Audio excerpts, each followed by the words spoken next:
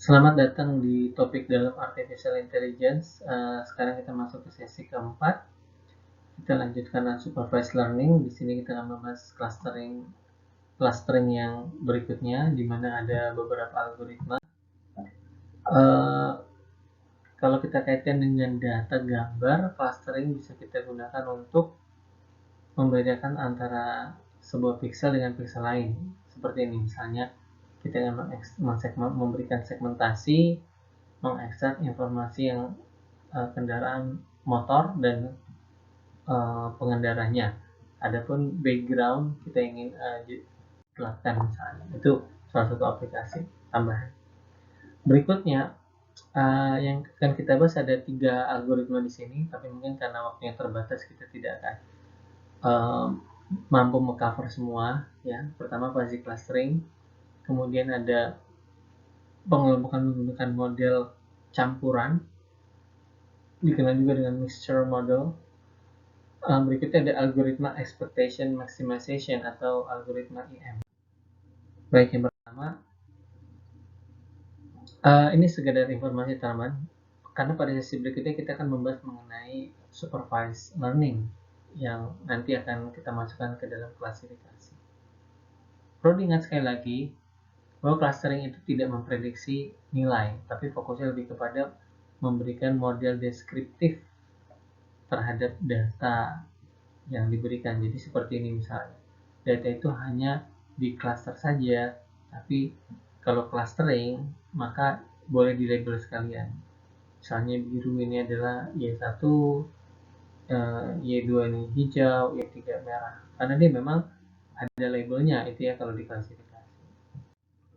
Baik, untuk algoritma pertama yaitu fuzzy clustering, yang algoritmanya sebenarnya mirip sekali dengan k-means, tapi di sini kita sebut dengan fuzzy c-means ya. Jadi C itu juga seperti K parameter. Pada awalnya juga sama. Tidak sama, sorry. Dia mirip ya, dia mirip. Pertama kita akan menginisialisasi, tapi di fuzzy c-mean yang perlu ditentukan pertama adalah fungsi keanggotaan, membership function. Nah ini bagi Anda yang mungkin sebelumnya belum memahami mengenai fuzzy logic, silakan Anda mencari materi di internet misalnya, bahwa ada yang namanya fungsi keanggotaan yang menggambarkan perubahan tingkat atau degree atau level dari apakah suatu nilai itu masuk ke dalam level tersebut gitu ya. Nah kemudian komputasi dari fuzzy centroid, nah ini titik pusat dari fuzzy-nya. Kemudian hitung lagi fungsi membership-nya. Jika tidak ada perubahan maka dia konvergen, berhenti. Kalau belum konvergen jangan terus ya, seperti itu. Itu seperti itu kira-kira. Nah ini adalah contoh.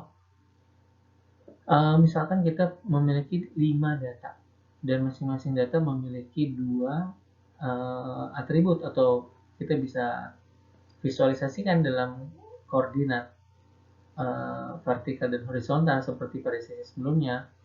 Misalnya data pertama 11, data kedua 12, ini ada X terpotong, kemudian X3 32 dan seterusnya. Nah, fuzzy clustering ini akan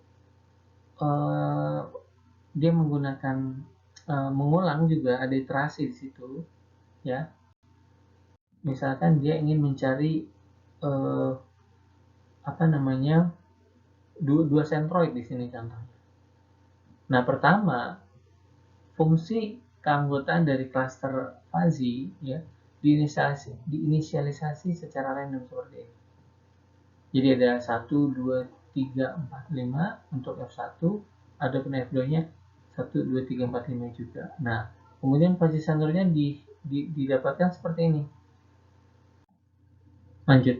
Kemudian berikutnya fungsi keanggotaannya dihitung ulang lagi. Nah, ini dia menggunakan similarity distance ya antara item, ya Anda bisa lihat di slide-nya lebih detail. Lalu dia akan mengupdate membership matrix ya. Kemudian dia akan mengupdate lagi posisi centroid dari masing-masing cluster ini, sehingga akan masuk pada iterasi berikutnya. Kemudian di akhir didapatkan fungsi membership-nya seperti ini, di mana cluster 1 itu terdiri dari 1, 2, 3, 4 ini, yang 2 ini. Jadi ini maksudnya adalah untuk cluster 1 posisi titiknya seperti ini.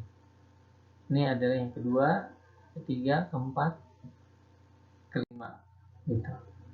Nah, kalau kita masukkan kepada kita biasa di fuzzy logic itu, pertama kita lakukan spesifikasi dengan memindahkan ke fungsi membership, kemudian pada akhirnya kita akan kembalikan dia kepada nilai crispy-nya. Nah, ini nilai crispy-nya kita bulatkan dari sini. Ini adalah 1,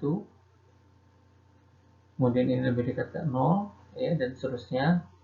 Maka bisa didapatkan di sini bahwa cluster 1 isinya adalah X1, X2, X3, adapun cluster 2 adalah X4 dan X5. Demikian ya, Anda bisa cek lagi nanti di slide-nya. Jadi secara ringkas, fuzzy C-means ya dapat digunakan untuk menghasilkan hard clustering, dan semakin besar algoritma ini juga akan lebih stabil gitu ya. Wah, ini cukup banyak ya. Kemudian berikutnya metode algoritma berikutnya adalah model campuran atau mixture model. Mixture model ini juga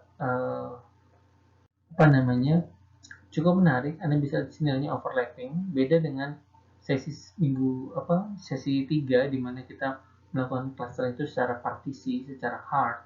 Di sini dia bisa overlapping dengan distribusi tertentu. Tentunya Anda juga perlu nanti mencari di internet apa itu dimaksudkan fungsi normal atau fungsi Gaussian, bentuknya seperti ini ya, seperti lonceng yang terbalik, memiliki nilai tengah dan standar deviasi ya, seperti ini bentuknya, dan ini juga dapat digunakan untuk membuat cluster. Nah, ini model-modelnya ya, Anda bisa lihat nanti sendiri lebih detail.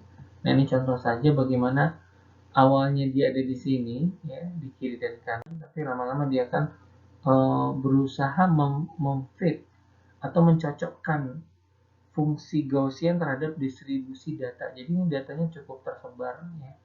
Kemudian kalau kita lakukan clustering menggunakan hard atau posisi means, rasanya cukup sulit. Maka di sini ini sepertinya ini original data. Kalau kita pakai k-means jadinya seperti ini, cukup sulit. Tapi kalau kita menggunakan expectation maximization clustering, datanya akan lebih